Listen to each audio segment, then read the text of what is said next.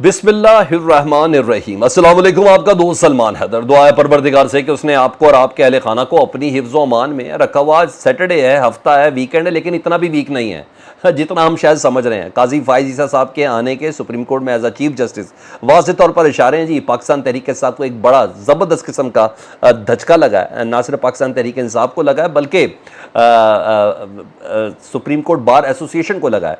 पाकिस्तान के उन तमाम स्टेक होल्डर्स को धचका लगा है जो ये समझ रहे थे कि कहीं ना कहीं पाकिस्तान में कोई आइन की हुक्मरानी है। आइन एक किताब नहीं है, लेकिन कहीं ना कहीं उसका कोई वजूद भी है और उस वजूद की इम्प्लीमेंटेशन भी है।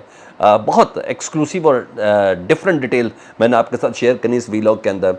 मरीम नवाज साहिबा लंदन जाने के प्लान में है। ये फ़रार की हैसियत है कि मुशावरत की हैसियत है? चीफ ऑर्गेनाइज़र हैं जी नून लीग की। बाप ने आना है अगले महीने, तो उनको तो इकबाल की तैयारियां करनी है। और नैब के हवाले से तरमीम का केस आ गया है, तो डेफिनेटली काफ़ी मानी खेज़ है। उसकी कुछ डिटेल्स मेरे पास हैं।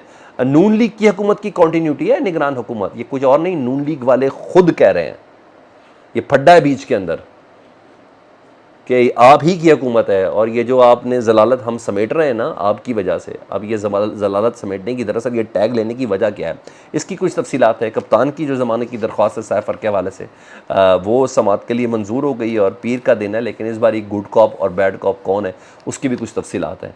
बड़ा इंटरेस्टिंग व्लॉग होने जा रहा है, तो वीडियो मुकम्मल देखें। अगर चैनल दोस्त देखते हैं सब्सक्राइब नहीं किया तो ये रेड बटन दबा दें, चैनल सब्सक्राइब कर दें ताकि मेरा और आपका ये राब्ता बहाल रहे। सबसे पहले जी काजी फायज ईसा साहब के आने का और चीफ जस्टिस उमर अता बंदयाल साहब के जाने का पता चल रहा है और बखूबी इसका अंदाज़ा लगाया जा रहा है। और मैं समझता हूँ कि ये बाकायदा पैगाम है ना सिर्फ इमरान खान समेत बल्कि दीगर उन तमाम स्टेक होल्डर्स को जो कुछ उम्मीदें लगा के बैठे थे सुप्रीम कोर्ट के हवाले से और काजी फायज ईसा साहब के हवाले से। मुझे ऐसा लगता है, अल्लाह करे मेरा ये गुमान गलत हो। आपको याद है पाकिस्तान तहरीक इंसाफ समेत दीगर स्टेक होल्डर जिसमें सुप्रीम कोर्ट बार एसोसिएशन भी शामिल थी, उन्होंने दरख्वास्तें दायर की थी कि 90 रोज़ में इलेक्शन करवाएं कानून के मुताबिक, आइन के मुताबिक, और ये अवामी हक़ है जो अवाम के पास होना चाहिए। पहले इन दरख्वास्तों पर एतराज़ लगा था और एतराज़ लगाकर वो वापस कर दी गई थी। फिर इन दरख्वास्तों पर रजिस्ट्रार ने एतराज़ लगाया था, इन दरख्वास्तों पर एतराज़ ख़त्म किया गया और दरख्वास्त ने काबिल कबूल की पूरी ये इंप्रेशन दिया गया कि काबिल समात हैं जी। डायरी नंबर तक अलॉट कर दिया गया। तो आज सुबह सुबह ख़बर मिली है जी कि दरख्वास्त में 90 दिन की जितनी भी दरख्वास्तें थी ना, 90 दिन में इलेक्शन कराने के हवाले से, वो तमाम की तमाम दरख्वास्तें वापस कर दी गई हैं। Even supreme court bar association की भी दरख्वास्त थी, वो भी वापस कर दी गई है। मैं ये इसलिए कह रहा हूँ कि वाज़ेह पैगाम है, बंदयाल साहब के चले जाने के बाद चले गए, नया रजिस्ट्रार आ चुका हुआ है और नया चीफ जस्टिस काजी फायज ईसा साहब आ चुके हैं। ये पैगाम है उन लोगों के लिए कि जो ये समझ रहे थे कि ये शायद सियासी केसेस भी हल किए जाएंगे। मैं अभी उस पर अलग इख्तलाफ है कि 90 दिन में इंतखाब कराना क्या सियासी केस है।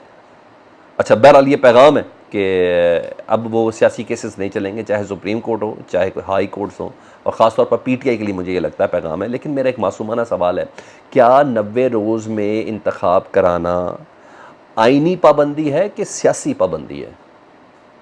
मेरा सुप्रीम कोर्ट से सिर्फ ये सवाल होगा, और जो भी अकबर चीफ जस्टिस साहब आएंगे या जो इसके ऊपर वर्डिक्ट देंगे या जिन्होंने ये ज़मानत खारिज कर ज़मानत कह रहा हूँ, इस दरख्वास्त को खारिज कर दिया है कि 90 रोज़ में इंतखाबात के हवाले से दरख्वास्तें इंटरटेन नहीं होंगी। मेरा ये सवाल है कि यह आइनी पाबंदी है कि सियासी पाबंदी है, और अगर ये सियासी है तो फिर सुप्रीम कोर्ट का क्या काम है?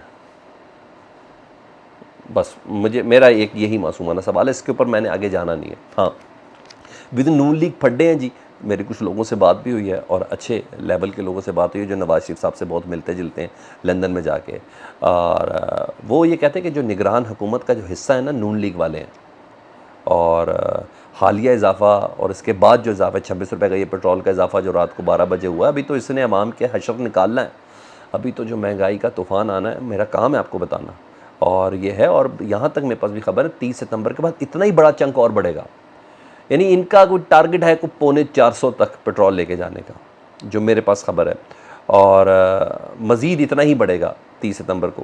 तो पहले समझा जा रहा था कि जितने भी मुश्किल फ़ैसले हैं, ये लोग समझ रहे थे कि ये इन्होंने कहा कि हम कहेंगे जी ये तो निगरान हुकूमत ने किया, हमारा तो कोई कसूर नहीं है, हम तो निकल गए, हमारा तो कोई मामला ही नहीं है। मगर ऐसा नहीं है।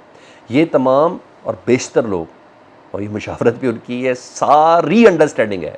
प्लीज़, मैं आपको भड़का नहीं रहा, मैं आपकी तवज्जो दिला रहा हूँ कि ये तमाम की तमाम शहबाज शरीफ साहब की हुकूमत यानी नून लीग की हुकूमत की कॉन्टीन्यूटी है। ये तमाम के तमाम। फवाद हसन फवाद जी वज़ीर निजकारी, इंशाअल्लाह ताला 1 महीने के अंदर अंदर इन्होंने PIA के हवाले से निजकारी के सारे मामला देख लेने हैं, फिर स्टील मिल के मामले हैं, फिर रेलवे के मामले हैं, फिर बहुत से ऐसे इदारे हैं जिनको करना है। ये फवाद हसन फवाद ये कौन है जी? आँख हैं नवाज़ शरीफ साहब की, ये उनकी टीम का बहुत बड़ा हिस्सा है। आहत चीमा शहबाज शरीफ साहब की टीम का मुकदमेवार हैं जी, उनका बड़ा हिस्सा है जी। तारड़ साहब, दीगर लोग, अरे सारी चीज़ें छोड़ दें। Principal secretary doctor Tauqeer Shah, ये जब पंजाब में थे, शहबाज शरीफ साहब के प्रिंसिपल सेक्रेटरी थे जब वो वज़ीर आला थे, जब ये सारा वाक़या हुआ था मॉडल टाउन आने का, तारुल कादरी साहब के लोगों का, जब लोगों को शहीद किया गया था, उनको गोलियां मारी गई थी, उस वक्त प्रिंसिपल सेक्रेटरी वो थे और बहुत अरसे तक इन्होंने मफरूरी काटी है कनाडा वगैरह के अंदर। और जब निगरान वज़ीर आज़म बनने के लिए आए शहबाज शरीफ साहब, तो उन्होंने सबसे पहले इनको अपना प्रिंसिपल सेक्रेटरी लगाया। शहबाज शरीफ साहब चले गए तो इसी प्रिंसिपल सेक्रेटरी को गिफ्ट में दिया काकड़ साहब को, अनवारुल हक काकड़ साहब को। तो इसके बाद कौन से सबूत रह जाते हैं कि ये नून लीग की हुकूमत की कॉन्टीन्यूटी है, सारी नवाज शरीफ साहब की, शहबाज शरीफ साहब की टीम है। इख्तलाफात तो कोई नहीं है इन भाइयों में, ये मैं आपको बता दूं, ऐसी कोई चीज़ें नहीं है। भतीजी और चचा के तो हो सकते हैं, मगर भाइयों में ऐसी कोई चीज़ भी नहीं है। तो ये सारी चीज़ें तो नून लीग के लोग कह रहे हैं, बल्कि इख्तलाफ याद रखते हैं कि यार हमने गलत किया ये टैग लगवा के कि ये नून लीग के जो अपने बंदे हैं, जो करीबी लोग हैं, उनको निगरान हुकूमत के अंदर अपनी मिनिस्टरशिप डलवा के हमने ये गलत किया है। कि पेट्रोल का दाग जो है ना, ये जो जुल्म है, ये निगरान हुकूमत पे नहीं, ये नून लीग पे पड़ रहा है। तो ये बड़ी आवाज़ें उठना शुरू हो गई हैं विद इन नून लीग ना, तो ये तक तो है। अगली खबर मैं आपके साथ शेयर करूँ तो सैफर केस के हवाले से, आपको पता है जो ट्रायल कोर्ट था सैफर की, जो खुसूसी अदालत थी, अबुल हसनात जुल्कुनैन साहब ने, उन्होंने इमरान खान साहब की सारे दलाइल सुनने के बाद उन्होंने ज़मानत खारिज कर दी, क्योंकि जज कहीं और थे। तो सैफर केस के हवाले से ये अब कल दरख्वास्त दायर की गई थी इस्लामाबाद हाई कोर्ट में ज़मानत के हवाले से इमरान खान साहब की। तो आज उस दरख्वास्त पर नंबर लग गया जी, और अमूमन नंबर लग जाए तो पीर के बरोज़ पीर इसकी समात होगी, और अभी सिंगल बेंच होगा और फिर डिविज़नल बेंच भी हो सकता है।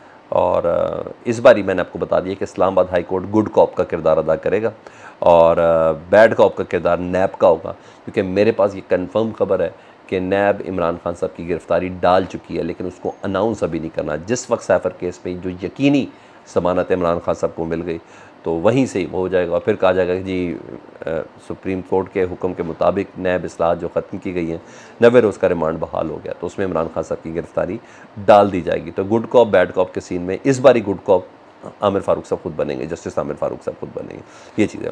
आखिर में उस फाइनल खबर की तरफ मैं आता हूँ, वो है मरीम नवाज़ साहिबा की। मरीम नवाज़ साहिबा से मुतलिक है कि वो लंदन जा रही हैं, और अब देख लें नैब तरमीम के फ़ैसले के बाद वो लंदन जा रही हैं, और कहा जा रहा है कि अनकरीब वो जा रही हैं।